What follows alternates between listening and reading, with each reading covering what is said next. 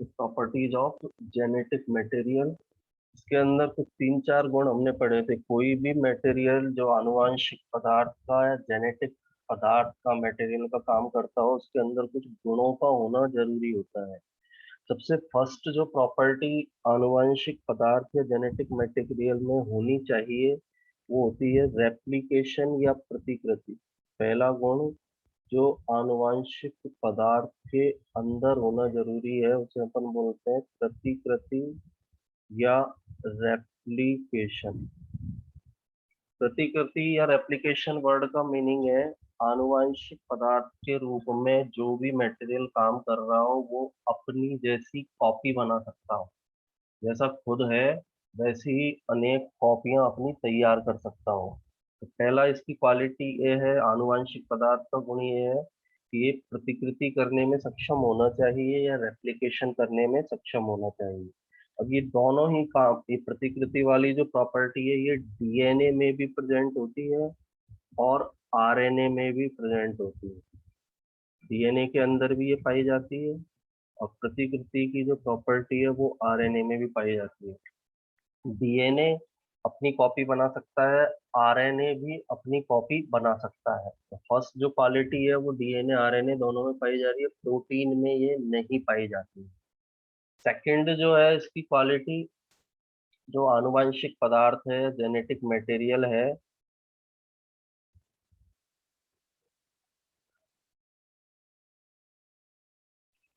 Second quality इसकी होती है वह केमिकली और स्ट्रक्चरली स्टेबल होना चाहिए। यानी सेकंड क्वालिटी रासायनिक और संरचनात्मक रूप से स्थिर होना चाहिए।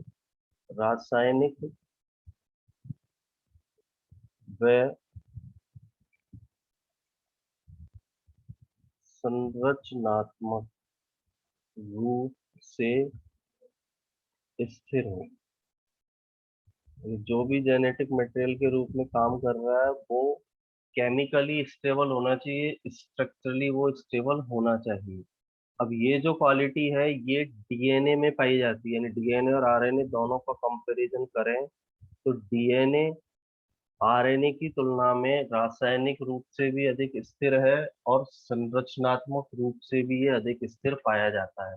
आरएनए थोड़ा कम रासायनिक और संरचनात्मक रूप से स्थिर होता है या स्टेबल होता है, कम स्टेबल मॉलिक्यूल है। डीएनए अधिक स्टेबल मॉलिक्यूल होता है। तीसरा, जो आनुवांशिक पदार्थ है उसके अंदर उत्परिवर्तन का गुण होना चाहिए। यानी उसमें क्या हो सकता हो, उत्परिवर्तन या म्यूटेशन हो सकता हो। जो भी मटेरियल आनुवांशिक पदार्थ के रूप में काम कर रहा है उसके अंदर म्यूटेशन की पॉसिबिलिटी होनी चाहिए या उत्परिवर्तन की संभावना होनी चाहिए। म्यूटेशन की रिक्वायरमेंट क्यों है? क्योंकि म्यूटेशन की क्रिया के कारण ही या उत्परिवर्तन के द्वारा जीवों का इवोल्यूशन होता है या विकास होता है। ऑर्गेनिज्म का यदि इवोल्यूशन या विकास कराना है तो उसमें म्यूटेशन होना जरूरी है। म्यूटेशन का मतलब होता है जीवों के अंदर आने अचानक आने वाले जो चेंजेस या परिवर्तन होते हैं उन्हें बोला जाता है म्यूटेशन। तो जेनेटिक मटेरियल ऐसा होना चाहिए जिसमें म्यूटेशन हो सकता हो, उत्परिवर्तन हो सकता हो, क्योंकि जीवों के विकास के लिए उत्परिवर्तन जरूरी होता है। अब ये क्वालिटी जो है दोनों में ही मिलती है। डीएनए में भी पाई जाती है, डीएनए भी म्यूटेंट हो सकता है और आरएनए के अंदर भी उत्परिवर्तन की क्षमता पाई जाती है। म्यूटेशन दोनों में हो सकता है, डीएनए में भी हो सकता है और आरएनए में भी म्यूटेशन हो सकता है। नेक्स्ट जो कैरेक्टर इसके होना चाहिए आनुवंशिक पदार्थ या जेनेटिक मटेरियल का, कि वो अपने आप को मेंडेलियन कैरेक्टर के रूप में अभिव्यक्त कर सकता है। यानी उसके अंदर अभिव्यक्ति या एक्सप्रेशन की क्वालिटी होनी चाहिए। अभिव्यक्ति या एक्सप्रेशन की क्वालिटी उसके अंदर होनी चाहिए।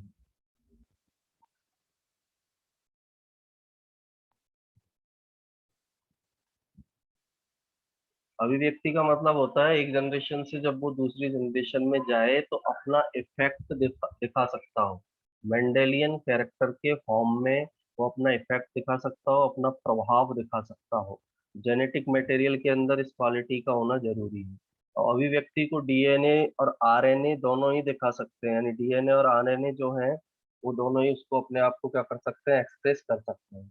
और ये मेन मेन क्वालिटी है आनुवांशिक पदार्थ की या जेनेटिक मटेरियल की। रेप्लिकेशन कर सकता हो यानी अपनी कॉपीज बना सकता हो।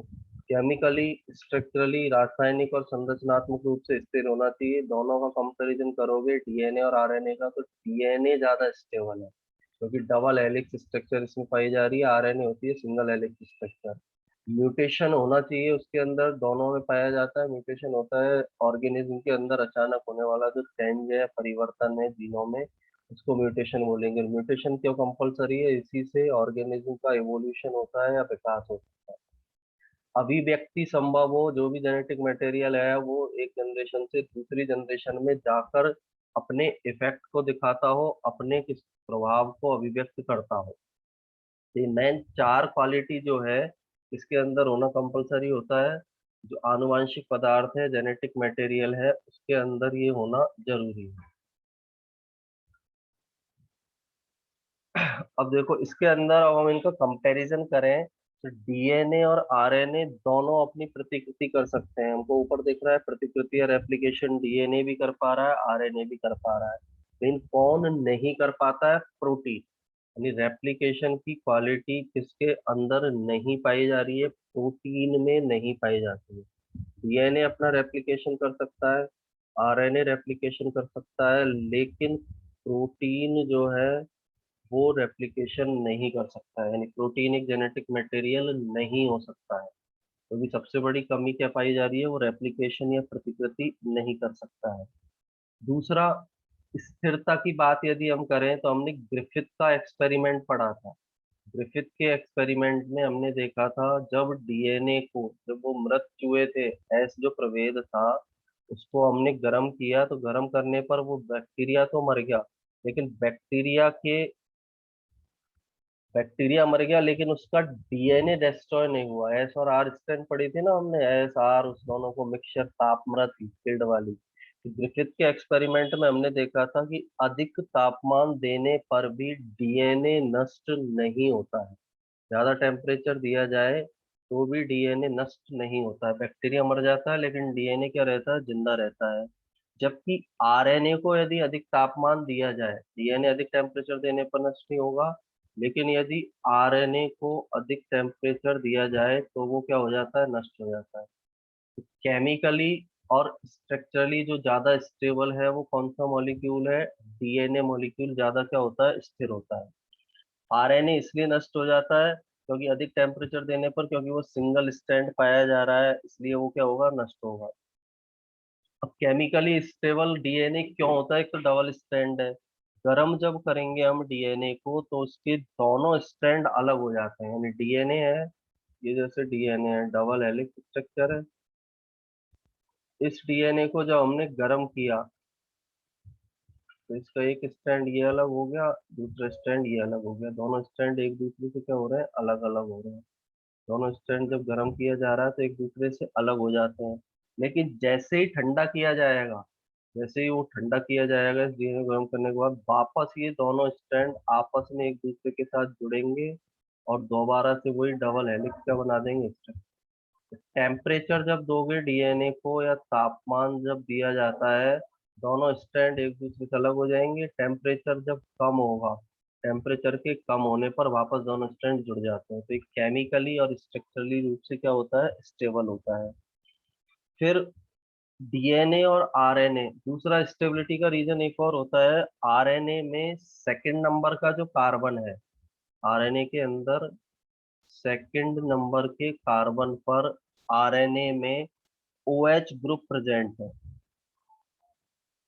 आरएनए में सेकंड नंबर के कार्बन पर OH ग्रुप पाया जा रहा है। इस OH ग्रुप की प्रेजेंस के कारण आरएनए अस्थिर होता है या कम स्थिर होता है, क्योंकि OH ग्रुप एक एक्टिव ग्रुप है, लगातार ये क्रिया करता रहता है, एक्टिव रहता है, इसलिए ये आरएनए डीएनए की तुलना में कम स्थिर। तो दोनों के अंदर डिफरेंस याद रखना है। केमिकली और स्ट्रक्चरली डीएनए स्थिर क्यों है? पहला रीजन तो ये है कि डबल हेलिक्स स्ट्रक्चर है ऐसी। यदि डीएनए को टेम्परेचर दिया तो दोनों हेलिक्स अलग होंगे, टेम्परेचर जब कम हुआ वापस दोनों जुड़ जाते हैं। दूसरा, आरएनए में सेकंड नंबर के कार्बन पर ओएच ग्रुप प्रेजेंट है, जो कम स्टेबल होता है, बहुत ज्यादा एक्टिव होता है, यानी रिएक्टिव होता है, आसानी से वो क्या करता है, क्रिया करता है, इसलिए आरएनए कम स्थिर होगा। नेक्स्ट, तीसरी प्रॉपर्टी की हम बात करें, म्यूटेशन या उत्परिवर्तन। दोनों में उत्परिवर्तन हो सकता है, यानी डीएनए में भी म्यूटेशन हो सकता है और आरएनए के अंदर भी क्या हो सकता है, म्यूटेशन या उत्परिवर्तन हो सकता है।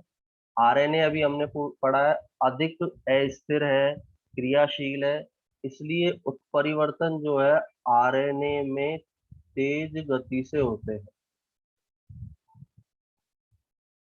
आरएनए के अंदर जो म्यूटेशन होंगे वो तेज स्पीड से होंगे।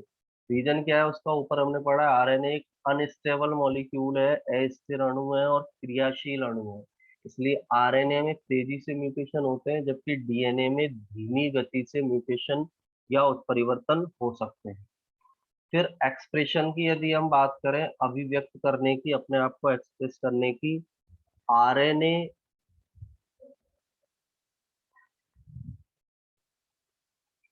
प्रोटीन संश्लेषण द्वारा अपने आप को अभिव्यक्त करता है।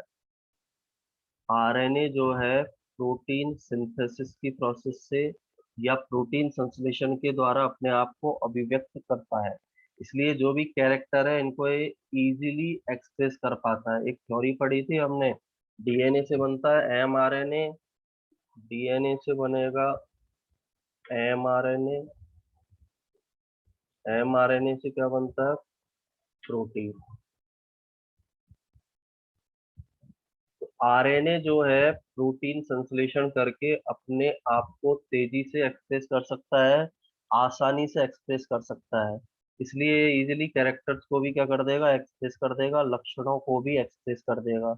जबकि डीएनए जो है अपने आप को एक्सप्रेस करने के लिए किस पर डिपेंड रहता है, आरएनए पर डिपेंड रहता है। डीएनए डायरेक्ट अपने आप को एक्सप्रेस नहीं कर सकता है, भाई कभी भी ये नहीं होगा कि डीएनए डायरेक्ट प्रोटीन बना दे। डीएनए को यदि वर्क करना है, प्रोटीन बनाना है, तो उसे किसकी सहायता लेनी पड़ेगी, आरएनए की सहायता लेनी पड़ती है। आरएनए के बिना डीएनए प्रोटीन नहीं बना सकता है, आरएनए के बिना डीएनए अपने आप को एक्सप्रेस नहीं कर सकता है। तो ये चारों जो क्वालिटीज थी जेनेटिक मटेरियल की, उसमें हमने पढ़ा, फर्स्ट रेप्लिकेशन होना जरूरी है, डीएनए आरएनए दोनों में होता है, प्रोटीन में नहीं होगा। दूसरा, रासायनिक और संरचनात्मक रूप से स्थिर होना चाहिए, डीएनए ज्यादा स्टेबल है, आरएनए कम स्टेबल है। म्यूटेशन होना चाहिए, दोनों में होता है, डीएनए में भी हो सकता है, आरएनए में भी, आरएनए में थोड़ा तेज स्पीड से म्यूटेशन होता है। एक्सप्रेशन, आरएनए डायरेक्ट अपने आप को एक्सप्रेस कर सकता है, अभिव्यक्त कर सकता है, जबकि डीएनए को अपने आप को एक्सप्रेस करने के लिए आरएनए पर निर्भर रहना पड़ता है। तो जेनेटिक मटेरियल के अंदर पाई जाने वाली क्वालिटी या गुणों के नाम से इनको जाना जाता है। अब इनके बारे में हमने जो स्टडी किया है उससे हमें क्या पता चल रहा है पूरा,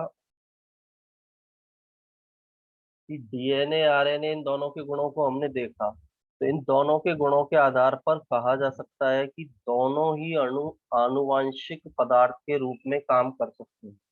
यानी ऊपर जो डिस्कशन हमने किया है उससे हमें क्या पता चल रहा है, कि डीएनए और आरएनए दोनों मॉलिक्यूल आनुवांशिक पदार्थ के रूप में वर्क कर सकते हैं, यानी डीएनए और आरएनए ये दोनों ही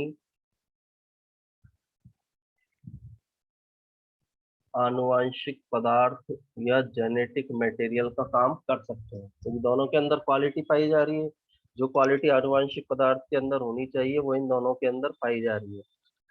लेकिन इन दोनों में से, डीएनए और आरएनए में से कंपैरिजन किया जाए तो डीएनए जो है मोर स्टेबल है, डीएनए मोर स्टेबल है या अधिक स्थायी है। ऊपर पढ़ा था ना, सेकंड क्वालिटी रासायनिक और संरचनात्मक रूप से स्थिर होना चाहिए, अधिक स्थायी है, या इसी को बोल सकते हैं हम अधिक क्या है, स्थिर है। दोनों का कंपैरिजन करें डीएनए और आरएनए का, तो डीएनए ज्यादा स्टेबल है, ज्यादा स्थिर मॉलिक्यूल होता है, इसलिए जो डीएनए है वो जेनेटिक इंफॉर्मेशन या आनुवांशिक सूचनाओं, जो जेनेटिक इंफॉर्मेशन है या आनुवांशिक जो सूचनाएं पाई जा रही है, आनुवांशिक सूचनाओं को एकत्रित कर सकता है, एकत्रित कर सकता है। तो ज्यादा स्टेबल है, ज्यादा स्थिर है, मोर स्टेबल है, इसलिए जेनेटिक इंफॉर्मेशन को इकट्ठा करने का काम, स्टोर करने का काम कौन करता है? डीएनए करता है। और आरएनए जो है वो आनुवांशिक सूचनाओं के स्थानांतरण का कार्य इजीली कर सकता है। आरएनए जो है ये जेनेटिक इंफॉर्मेशन या आनुवांशिक सूचनाओं के स्थानांतरण, ट्रांसफर का कार्य कर सकता है। चौथी क्वालिटी जो हमने देखी थी जेनेटिक मटेरियल की, अभिव्यक्ति या एक्सप्रेशन, ये आरएनए डायरेक्ट प्रोटीन बना सकता है, इसलिए स्थानांतरण में बेटर मॉलिक्यूल कौन सा है? आरएनए। और आनुवांशिक सूचनाओं को स्टोर करने के लिए बेटर मॉलिक्यूल कौन सा होता है? डीएनए। तो ऊपर जो क्वालिटीज पड़ी है उनके बेस पर हम कह सकते हैं डीएनए मोर स्टेबल है, अधिक स्थायी है, इसलिए आनुवांशिक सूचनाओं को ये स्टोर कर सकता है। आरएनए जो है अपने आप को डायरेक्टली एक्सप्रेस कर पाता है, प्रोटीन डायरेक्ट बना पाता है, इसलिए आनुवंशिक सूचनाओं के स्थानांतरण का काम आरएनए कर सकता है। ये दोनों के अंदर पाई जाने वाली क्या है? कैरेक्टरिस्टिक्स है। इसीलिए हमारे बॉडी के अंदर जो डेवलप ऑर्गेनिज्म है या यूकेरियोटिक कोशिकाओं में दोनों मिलते हैं, डीएनए भी पाया जाएगा हमारे अंदर और आरएनए भी। हमारे अंदर जो डीएनए पाया जा रहा है वो जेनेटिक इंफॉर्मेशन को स्टोर करके रखता है, जो आरएनए पाया जा रहा है वो जेनेटिक इंफॉर्मेशन के स्थानांतरण में सहायता करता है, डायरेक्ट एक्सप्रेस कर सकता है आरएनए, इसलिए वो आनुवंशिक सूचनाओं के स्थानांतरण के लिए एक अच्छा मॉलिक्यूल होता है। अब वायरस के अंदर याद रखना है हमें, कुछ वायरस ऐसे होते हैं जिनके अंदर आरएनए पाया जाता है। वायरस में पढ़ा था ना, स्टार्टिंग में पढ़ा था, कुछ वायरस ऐसे हैं जिनमें जेनेटिक मटेरियल केवल क्या है? आरएनए। जबकि अधिकांश जीवों के अंदर जो जेनेटिक मटेरियल है वो कौन सा पाया जा रहा है? DNA present. तो ये जो पढ़ा है हमने आनुवांशिक पदार्थ के गुण या जेनेटिक मटेरियल की प्रॉपर्टी के बारे में, इसके अंदर इस हेडिंग के अंदर हमने डिस्कशन किया है। अब नेक्स्ट जो पढ़ना है हमको, आरएनए वर्ल्ड या आरएनए संसार के बारे में। एक हेडिंग है हमारी नेक्स्ट, आरएनए वर्ल्ड या आरएनए संसार। क्यों बोला है ये नाम अभी आगे डिस्कस करेंगे अपन। आरएनए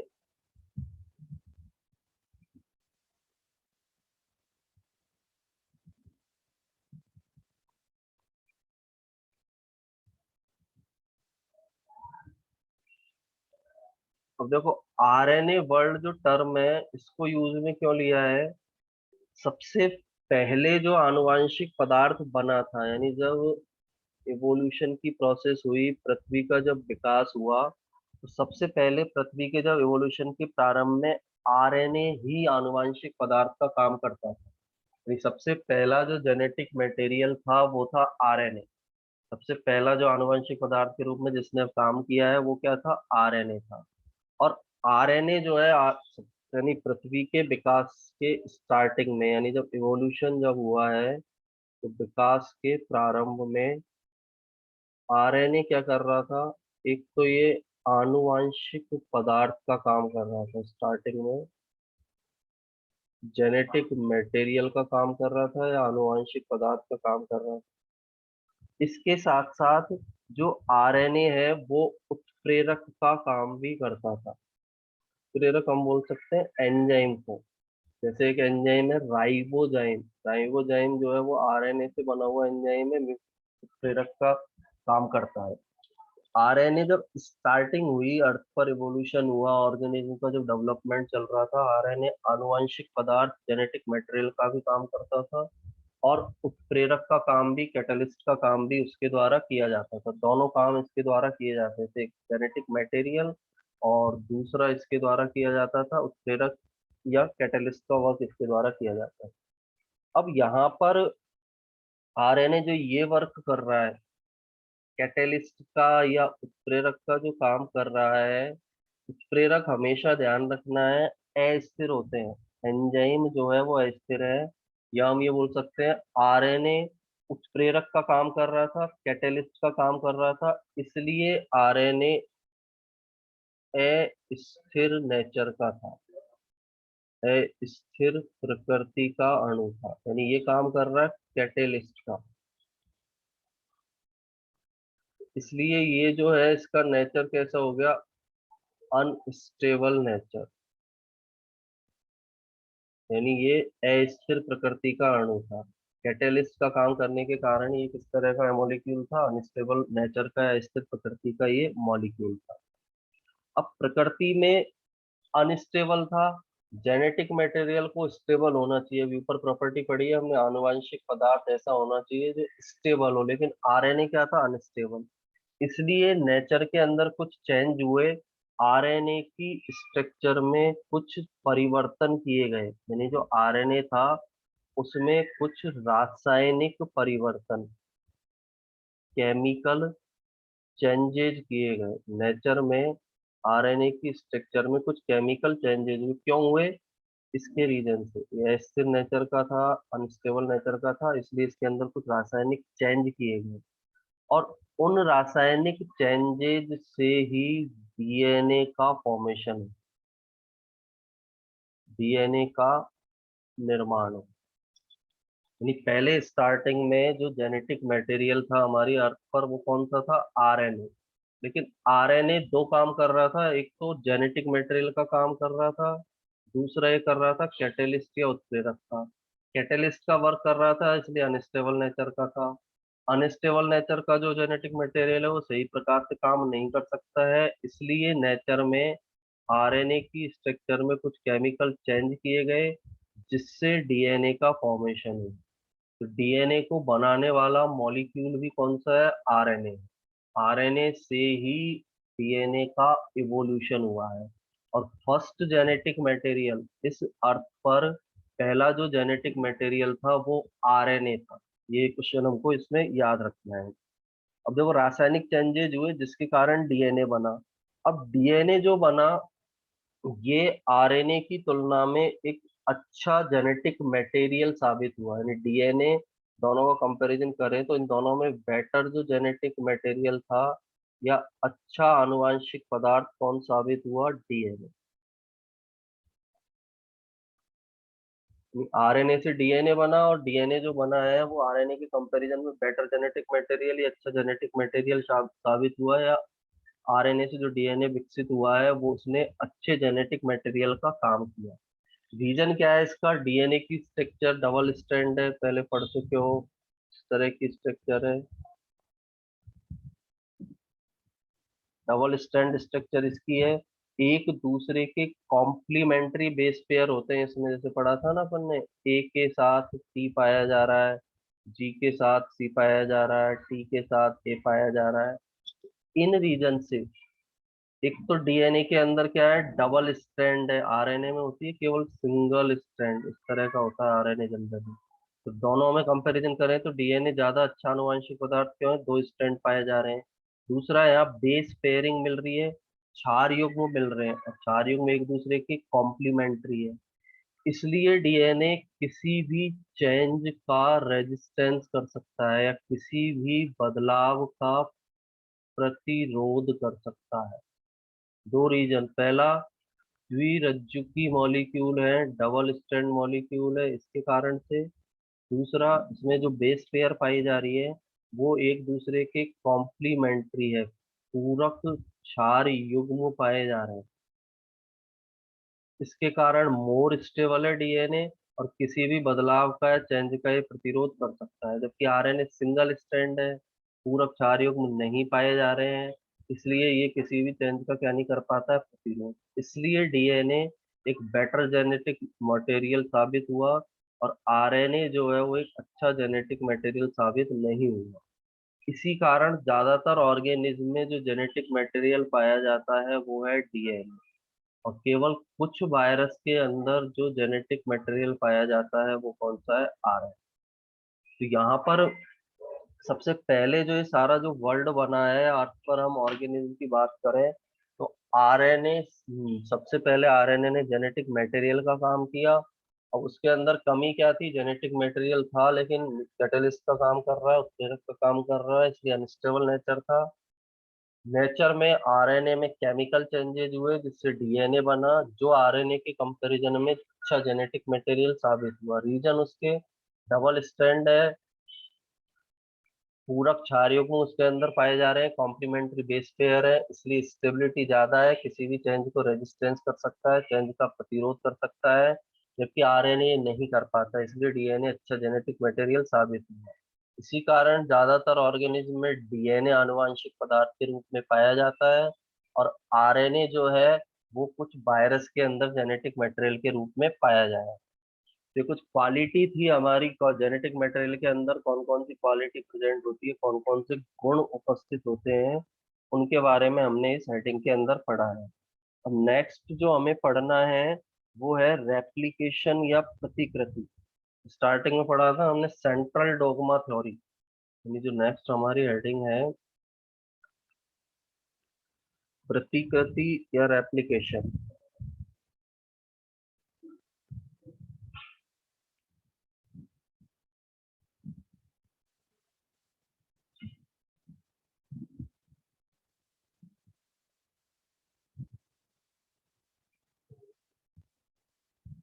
देखो एक थ्योरी पढ़ी थी सेंट्रल डोगमा सिद्धांत या केंद्रीय डोगमा सिद्धांत। हमने पढ़ा था डीएनए, डीएनए से क्या बनेगा, एमआरएनए, एमआरएनए से क्या बनता है, प्रोटीन। डीएनए से एमआरएनए का बनना बताया था टीसी, ट्रांसक्रिप्शन अनुलेखन। एमआरएनए से प्रोटीन का बनना टीएल, अनुवादन। डीएनए से डीएनए का बनना, डीएनए से डीएनए का फॉर्मेशन होना, इस प्रोसेस को बोला जाता है रेप्लिकेशन। जब डीएनए से डीएनए बनेगा तो उसको हम क्या बोल देंगे, रेप्लिकेशन। तो ये इसके बारे में पढ़ना है कि डीएनए का रेप्लिकेशन किस तरह से होता है, डीएनए अपनी जैसी कॉपी किस तरह से बनाता है। इसकी सिंपल सी हम डेफिनेशन बोले तो डीएनए के पैतृक रज्जु के द्वारा या पैटर्नल स्ट्रैंड के द्वारा पुत्री डीएनए के निर्माण की जो क्रिया है उसे हम बोलते हैं प्रतिकृति। यानी एक डीएनए हमारे पास,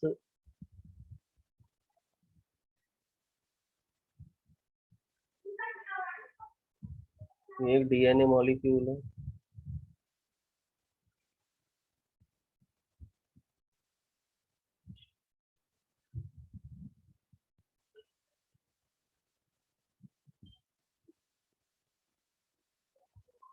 अब डीएनए के जो ये स्ट्रैंड दिख रहे हैं इनको हम बोलते हैं पैतृक डीएनए, पैतृक, इसको बोलेंगे हम पैतृक डीएनए। ये जो नए बन रहे हैं इनको बोला जाता है पुत्री डीएनए।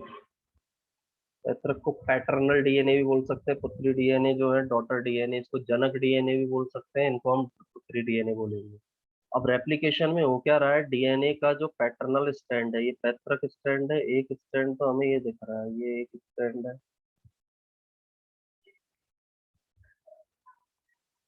ये इसका एक स्ट्रैंड है, और ये इसका कौन सा स्ट्रैंड है, दूसरा स्ट्रैंड डीएनए।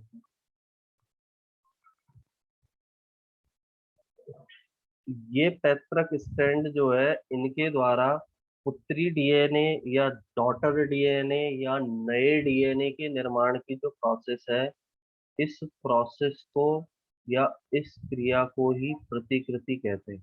यानी डीएनए द्वारा अपने समान नया डीएनए बनाने की जो प्रोसेस या प्रक्रिया है उसे प्रतिकृति या रेप्लिकेशन के नाम से जाना जाता है। फोटो स्टेट है एक तरह की, फेज लेकर गए हम, सेम वैसी की वैसी कॉपी निकल जाती है उसमें, उसे हम क्या बोलेंगे, रेप्लिकेशन या प्रतिकृति।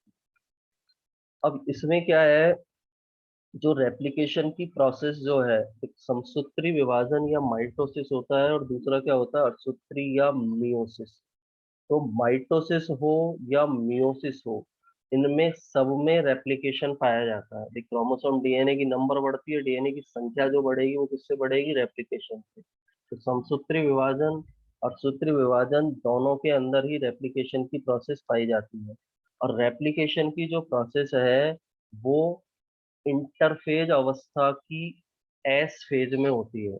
यानी जो रेप्लिकेशन है सेल डिवीजन के अंदर या कोशिका विभाजन में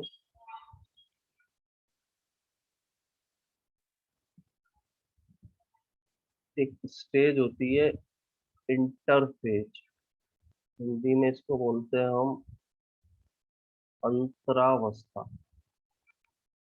इंटरफेज को भी कुछ स्टेज के अंदर बांटा गया है, G1, S, G2। ये इसके अंदर पाई जाने वाली फेज है। यानी जो सेल डिवीजन होता है एक्चुअली उसमें एक तो इंटरफेज अवस्था होती है और एक होती है विभाजन अवस्था, डिवीजन फेज। विभाजन अवस्था, विभाजन अवस्था में जो हम पढ़ते हैं ना समसूत्री विभाजन और सूत्री विभाजन, प्रोफेज, मेटाफेज, एनाफेज, टेलोफेज, वो सारी चीजें आएंगी। इंटरफेज अंतरावस्था के अंदर फेज है G1, S और G2। तो डीएनए का जो रेप्लिकेशन है वो इंटरफेज अवस्था की एस फेज में होता है। डीएनए की प्रतिकृति इंटरफेज या अंतरावस्था की एस फेज में होती है। एस वर्ड का मीनिंग है सिंथेसिस फेज, निर्माण अवस्था। तो डीएनए का रेप्लिकेशन इंटरफेज अवस्था या कोशिका विभाजन की इंटरफेज की एस फेज के अंदर पाया जाता है। डीएनए का रेप्लिकेशन इसके अंदर संपन्न होगा। अब डीएनए का जब रेप्लिकेशन हो रहा है तो डीएनए के रेप्लिकेशन के समय जो स्ट्रैंड बनते हैं उन स्ट्रैंड में एक स्ट्रैंड तो होता है पैटर्नल या एक स्ट्रैंड होगा पैत्रक। यानी ये हमने स्ट्रैंड बनाए हैं। एक की डायरेक्शन हमने बोली 5 डैश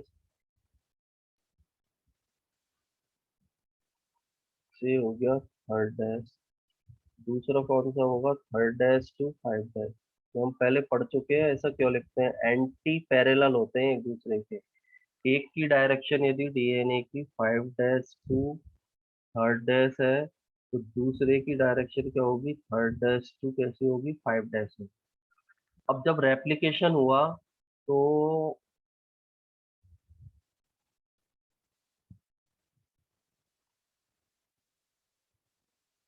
हम आगे समझते हैं क्योंकि अर्धसंरक्षी क्या है।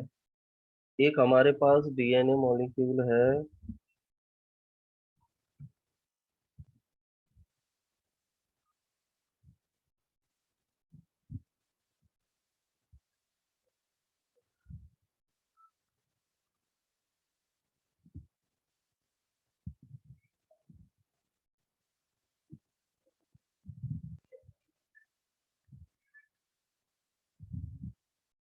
अब इनके दोनों स्ट्रैंड को थोड़ा डिफरेंस करने के लिए अलग अलग कलर यूज में लेते हैं। तो एक तो स्ट्रैंड वो है ही है, एक स्ट्रैंड को हमने कर दिया।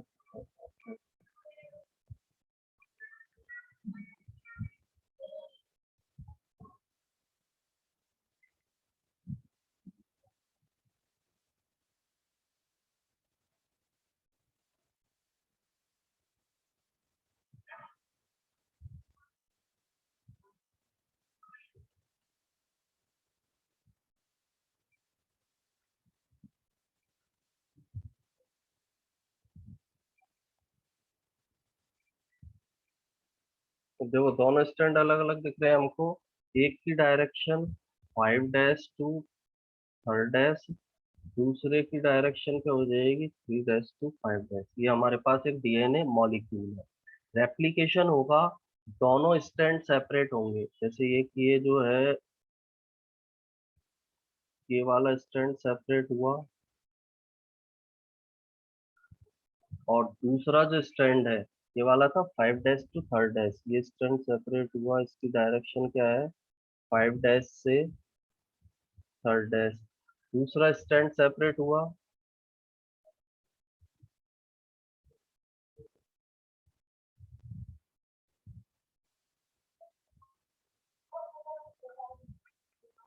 ये दूसरा स्टैंड सेपरेट हुआ। भाई दोनों जो स्टैंड थे ना, ये दोनों साथ में, ये दोनों एक दूसरे से अलग अलग हो गए, क्योंकि यहाँ इनको कॉपीज बनानी है। अब जो नए स्टैंड बनेंगे, दूसरे स्टैंड, अब इसके अंदर एक एक सिंगल सिंगल स्टैंड वाले दिख रहे हैं। ये नया जो स्टैंड बना है, इसकी डायरेक्शन है 3 to 5, ये इनकी डायरेक्शन है। इसके बाद क्या होगा, इन पर नए स्टैंड का फॉर्मेशन होगा। नया स्टैंड बनेगा, जैसे यहाँ बना,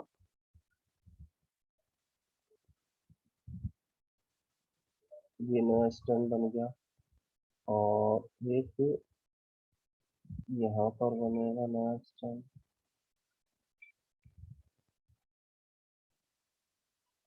ठीक है। जो ऊपर वाला जो है, इसके अंदर जो डायरेक्शन होगी इसकी 3 to 5, ये वाला जो बना है इसकी डायरेक्शन हो गई 5 to 3। अब इस डायग्राम में यदि हम देखें तो जो नए डीएनए बने हैं, नए डीएनए के अंदर एक स्ट्रैंड जो है वो कौन से डीएनए का है, पैतृक डीएनए या पैटर्नल डीएनए का है। एक स्ट्रैंड पैतृक डीएनए का है या पैटर्नल डीएनए का है, जबकि दूसरा स्ट्रैंड जो ब्लैक कलर से मैंने बनाया है वो नया बन रहा है। यानी नए बनने वाले डीएनए में एक स्ट्रैंड पैतृक डीएनए से आता है, या इसको पैतृक की जगह हम ये भी बोल सकते हैं जनक डीएनए से आता है। एक स्ट्रैंड जनक डीएनए से आता है, जबकि दूसरा स्ट्रैंड नया बनता है। नया जो डीएनए का जब रेप्लिकेशन होता है, रेप्लिकेशन के अंदर जो नए डीएनए बनेंगे, अब नए डीएनए बने हमारे पास दो, फर्स्ट और सेकंड। तो इनके अंदर एक स्ट्रैंड तो कौन सा स्ट्रैंड है, पुराना वाला पैतृक जनक वाला, ये दिख रहा है, एक ये है। दूसरा कौन सा है, ब्राउन कलर वाला है। तो एक स्ट्रैंड इनमें जनक डीएनए से आता है, पैतृक डीएनए पैटर्नल डीएनए से आता है, जबकि दूसरा स्ट्रैंड नया बनता है। इसलिए डीएनए रेप्लिकेशन को हम अर्ध संरक्षी प्रकृति का रेप्लिकेशन कहते हैं। Semi conservative